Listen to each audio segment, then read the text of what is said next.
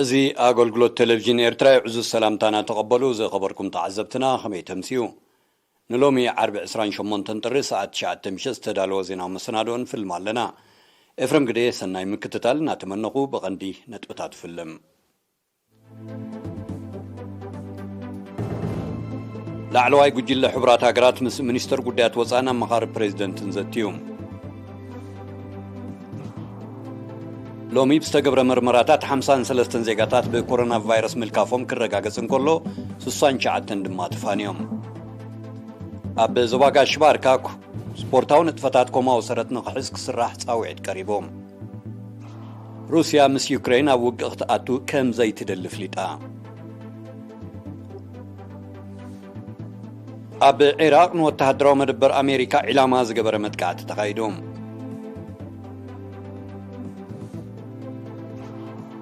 أستراليا عمبابات بحرن معقاب لعلي 1 بليون دولار سلعة.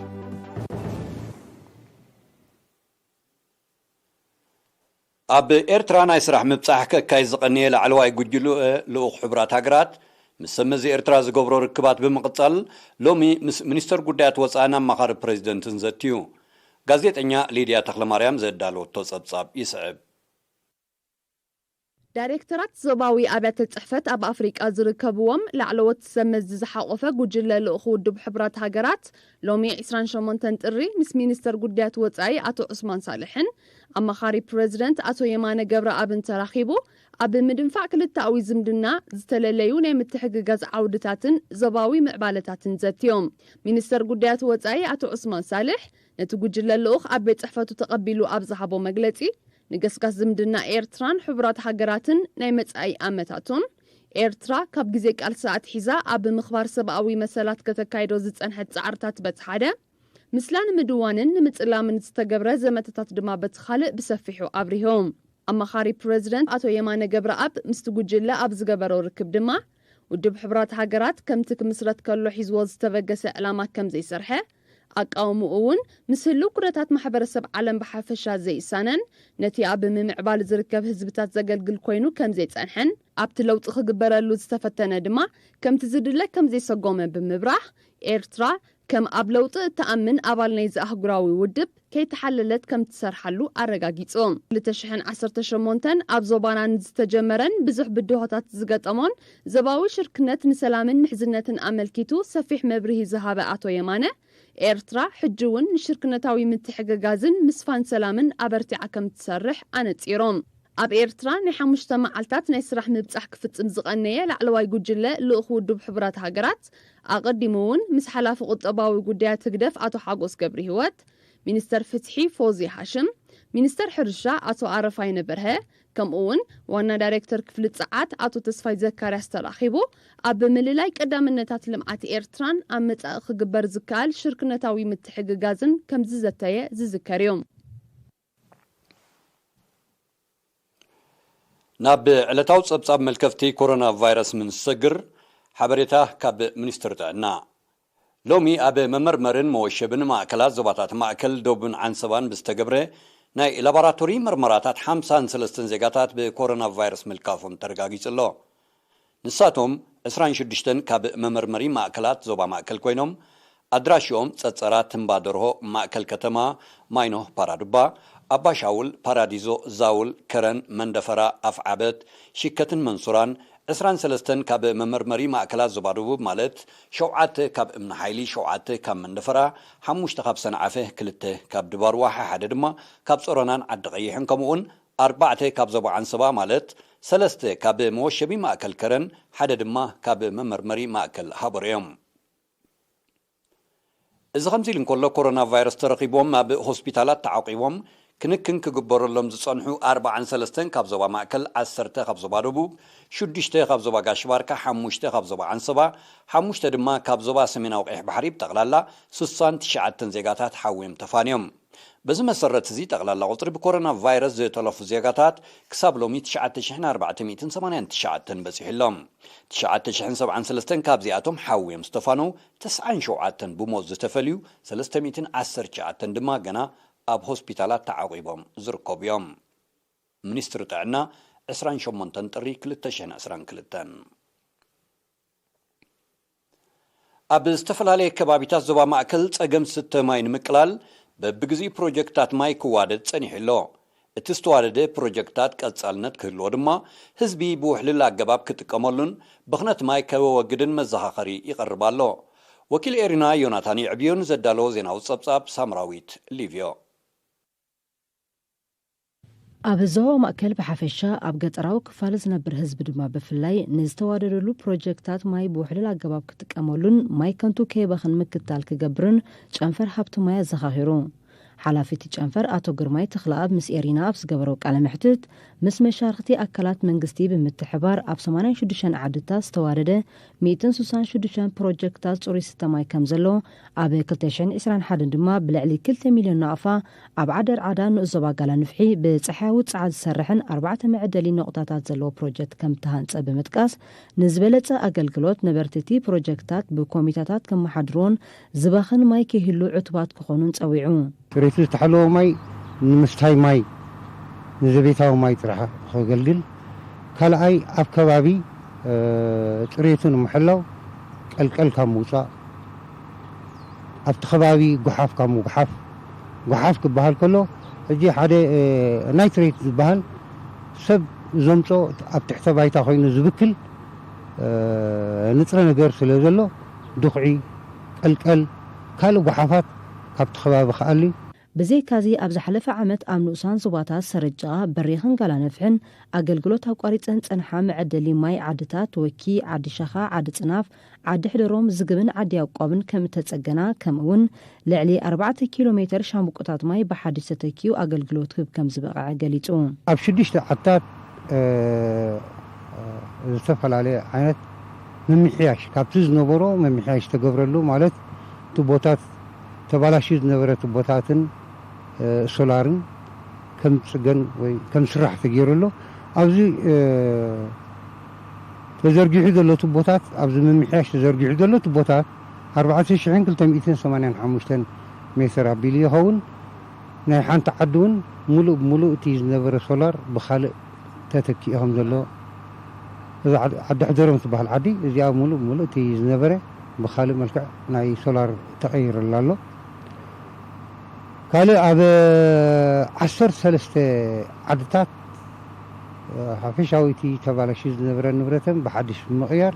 ጽገናታት ተኻይድለን ሓደ ዓድታት ብሰንኪ ምንጻፍ ምንጭታት ማይ ጽሬቱ ዘይተሓለዉ ማይ ክሰትያ ተገዲደን ከም ዘለዋ ዝሓበረ ኣቶ ግርማይ ነዚ ጸገም እዚ ንምግታእን ንምቅላልን ዓድታት ትሕዝቶ ምንጭታት ማይ ንምውሓስ ማይ ኩዖታት ራህያታት ሓፅብታትን ዲጋታትን ክፍወሳ ኣተሓሳሲቡ ትሕተ ባይታዊ ማይ ተጸንቃቂ ተጸንፋፍን እዩ ነዚ ኣልቦ ክንገብረሉ ይግባና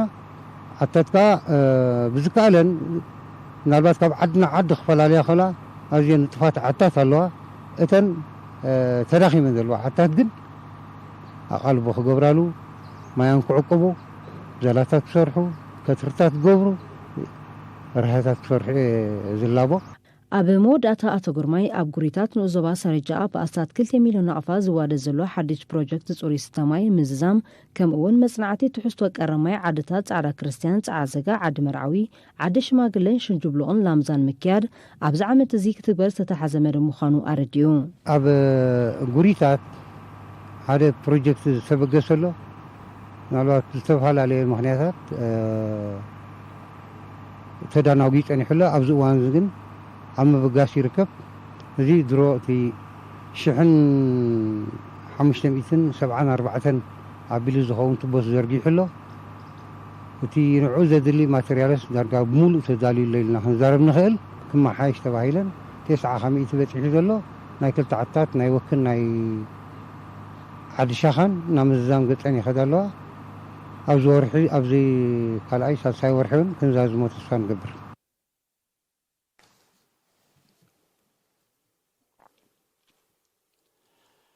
ህዝቢ ውዳቤታቱ ብምሕያል ተሳትፉ ኣብ መደባት ልምዓት ክዕዝዝ ኣመሓዳሪ ዞባ ደቡብ ዋቕሕ ባሕሪ ኣምባሳደር መሐመድ ስዒድ ማንታይ ብ26 ጥሪ ምስ ነበርቲ ምምሕዳር ከባቢ ኣፋምቦብ ዝገበሮ ፀዊዑ ዝሓለፈ ዓመት ኣብቲ ከባቢ ብዛዕባ ዝተሰላሰለ መደባት ልምዓትን ተሳትፎ ህዝብን ሰፊሕ መብርህ ዝሃበ ኣምባሳደር መሐመድ ስዒድ ሎሚ ዓመት ክትግበር ተወጢኑ ዘሎ ሰፊሕ መደባት ምኽዛን ማይን ሕርሻዊ ልምዓትን ንምዕዋት ህዝቢ በብኸባቢኡ መሳርዑ ብምድልዳል ተበግሶታቱ ከደንፈዕ ኣዘኻኺሮም ኣመሓዳሪ ዞባ ደቡብ ቀይሕ ባሕሪ ኣብ መወዳእታ ትካላት ማሕበራዊ ኣገልግሎት ምስፋሕን ንምምዕባልን እውን ከም ዝስራሕ ብምግላጽ ኣብ ኣገልግሎታት ትምህርትን ጥዕናን ዘሎ ተጠቃምነት ክብክብል ዓበይቲ ዓድን ኣመሓደርቲ ከባብን ድማ ጸላዊ ተረኦም ከሕይሉ ተማሕጺኖም እዚ ከምዚ ኢሉ እንከሎ ኣምባሳደር መሐመድ ስዒድ ማንታይ ብምብረቓዊ ግንባር መኸተ ኣብ ንዑስ ዞባ ደቡብ ደንካልያ ዝለምዕ ዘሎ መሬት ኣብ ዝተዓዘበሉ ነቲ ስራሕ ብዝከታተሉ ዘለዉ መብርሂ ተዋሂብዎም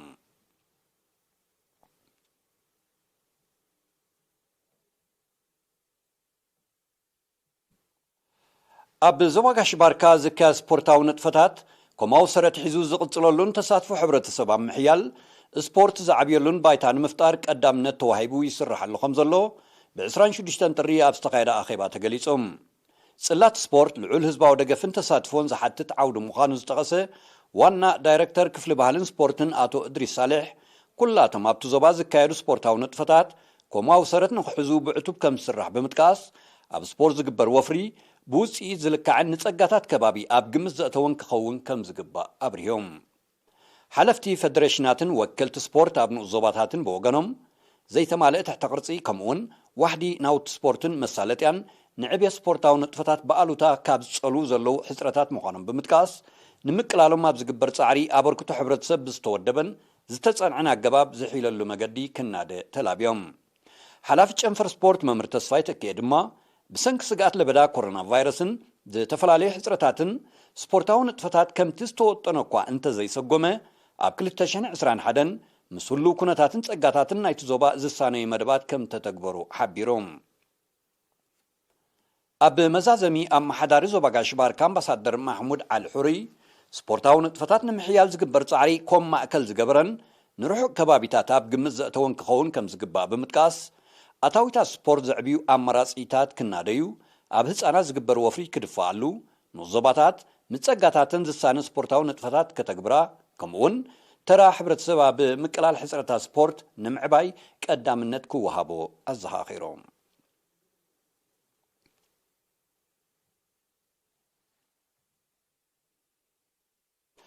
ክቡራትን ክቡራንን ተዓዘብትና ስዕብ ኣህጉራዊ ዜናታት እዩ ምክትታልኩም ክትቅጽሉ ደጊምና ብኽብሪ ንዕድመኩም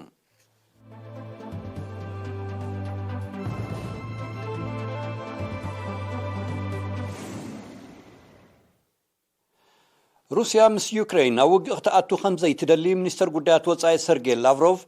لو معسران شمنتن ترحب بيرون منستر لافروف نزد جلسة بريزيدنت أمريكا جو بايدن روسيا أزمت صور حلقاتي تابع على يوكرين ورار كتكايد كمتغل دحري ذهبوا مجلسيهم روسيا مس يوكرين تفتير زل قناتات بزات تفتح كمتدلز جلسة منستر لافروف كمتسن زخل تاون وتهدراون سقات نمكات كتدالو جنا مسألة مقانو أرديهم هاجرات معراب روسيا نيوكرين كتورر تهكن كم زلا بمجلاس نتخونتات كالا أنفت يتحزو خم زلوايو مستر سيرجي لافروف وقيسوم نيوكرين جزيفات وارك عتق زلحب أمريكا زمراح كيدان سمين أطلنطيك مالت نيتو أبزق وانزين أبتهاجر توسختي سراويت كل أخ جمير خم زلوا يتكاس بسنكي تغتقي وتهدراون فتات نيتو أبزبا مبراق أوروبا دبنا خوينات هنسألالي خم زلوا تعذبتي يحبروم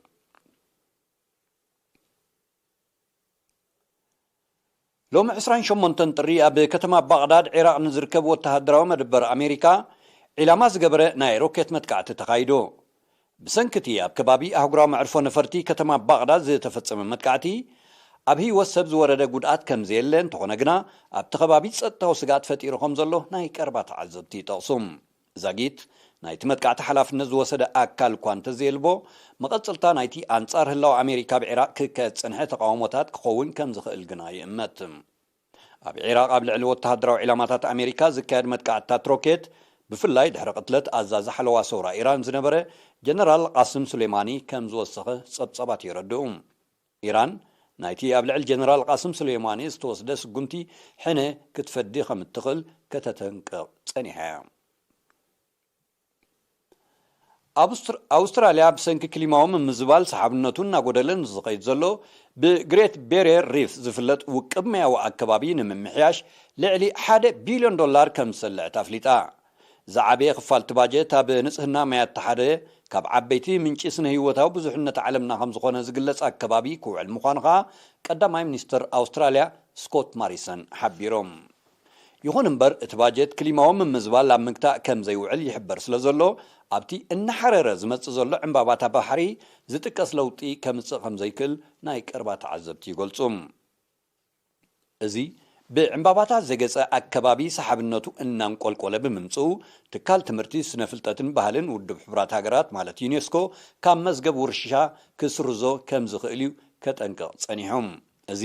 ኣብ ገማግም ሰሜናዊ ምብራቕ ኣውስትራልያ ኣብ 2300 ኪሎ ሜትር ተዘርጊሑ ዝርከብ ኣከባቢ ደረጃ ዓለም ሓደ ካብ ቀንዲ መስሕብ በጻሕቲ ምዃኑ እዩ ዝጥቀስ።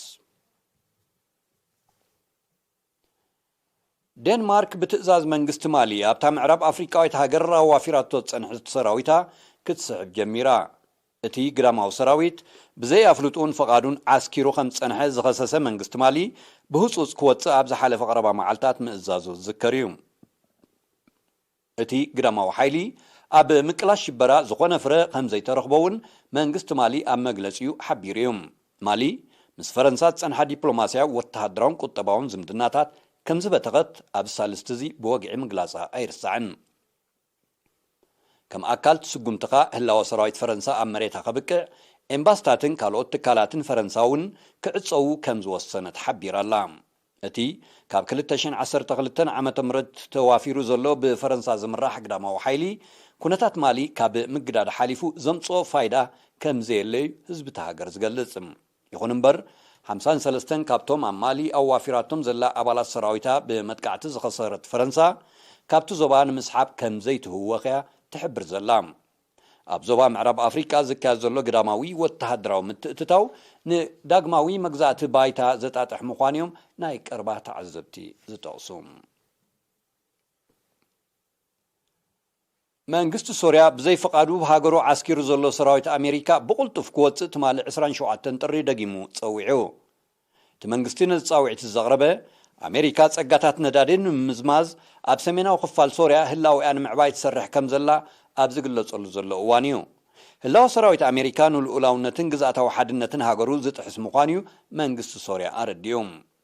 እዚ ከምዚ ኢሉ እንከሎ ኣሜሪካ ንሽበራውያን ደገፍ እናገበረት ነቲ ኣብ ሃገሩ ተፈጢሩ ዘሎ ጸጥታውን ወተሃደራውን ቅልውላው ተጋድዶ ከም ዘላ መንግስቲ ሶርያ ከሲስሎም። ኣብ ሶርያ ዝግበር ግዳማዊ ምትእትታው ኣብ ምጭጫሕ ሽበራውያን ዓብ ተራ ከም ዘሎ ኣቐዲሙ እውን ክግለጽ ጸኒሑ እዩ። ኣሜሪካ ሰራዊታ ካብ ሶርያ ከም ዝሰሓበት እኳ እንተሓበረት ኣብቲ ብነዳዲ ሃብታም ዝኾነ ሰሜናዊ ሸነኽ ሶርያ ህላዊኣ ተስፍሕ ከም ዘላ ናይ ቀረባ ተዓዘብቲ ይጠቕሱ። ቀንዲ ዕላማ ናይቲ ኣሜሪካ ኣብ ማእከላይ ምብራቕ ብሓፈሻ ሶርያን ዒራቅን ድማ ብፍላይ እተካይዶ ዘላ ወተሃደራዊ ወፍሪ ጸጋታት ነዳዲ ንምግሓጥ ምዃኑ ምስቲ ዞባ ቅርበት ዘለዎም ወገናት ይዛረቡ። ኣሜሪካ ካብ 2003 ዓመተ ምህረት ጀሚራ ኣብ ዒራቅ ኣብ እተካይዶ ዘላ ወፍሪ ልዕሊ 3.4 ትሪልዮን ዶላር ዝግመት ነዳዲ ከም ዝዘመተት ጸብጸባት ይረዱ። ኣብ ሰፊሕ ክፋላት ማዳጋስካር ሞዛምቢክን ማላውን ብዝተኸስተ ህቦብላዊ ማዕበል ኣና ዝወረደ ሰብኣዊ ክሳራ ከም ዝወሰኸ ተገሊጹ። በቲ ተፈጥራዊ ሓደጋ ብጠቕላላ 77 ሰባት ከም ዝሞቱ ዝገለጹ ጸብጸባት 48 ካብኣቶም ኣብ ማዳጋስካር፣ 18 ኣብ ሞዛምቢክ፣ 11 ድማ ኣብ ማላዊ ምዃኖም ኣረዲኦም። ዛጊት ቁጽሮም ዘይተፈልጠ ሓያሎ ካልኦት ዳሃዮም ጠፍዩ ብምህላውኻ እቲ ኣሃዝ መሊሱ ክውስኽ ከም ዝኽእል እቶም ጸብጸባት ኣሚቶም። ብሰንኪ እቲ ሓደጋ ኣብ ትሕቲ ቅርጺ ብሓፈሻ ኣብ ልዕሊ ኣባይቲ ድማ ብፍላይ ከቢድ ዕንወት ብምውራዱ ሚልዮናት ሰባት ብኣሉታ ተጸልዮም ከም ዘለዉ ተፈሊጥሎም። ሰለስቲአን ሃገራት ብሰንኪ እቲ ሓደጋ ህጹጽ ናይ እዋን ሓደጋ ድንጋጌ ከም ዝኣወጃዩ ዝቃላሕ ዘሎም። እዚ ከምዚ ኢሉ እንከሎ ህቦብላዊ ማዕበል ኣና ናብ ዚምባብዌ ገጹ የምርሕ ብምህላው ኩሉ መድያዊ ክሳራታቱ ክብል ተኽእሎ ከም ዘሎ ተገሊጹ።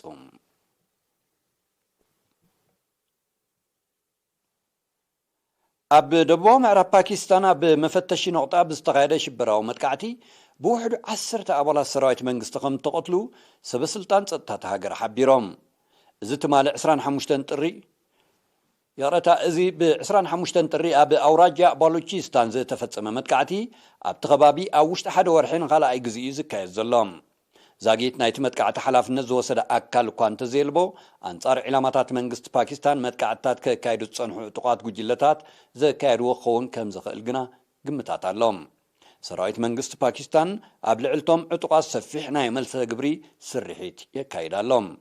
عطقات جوجلتات بأوراجع بالوجيستان زكايدو متقعتات كاب غزي ناب غزي النعبيه كمص مصنحو صبصبات يحبرهم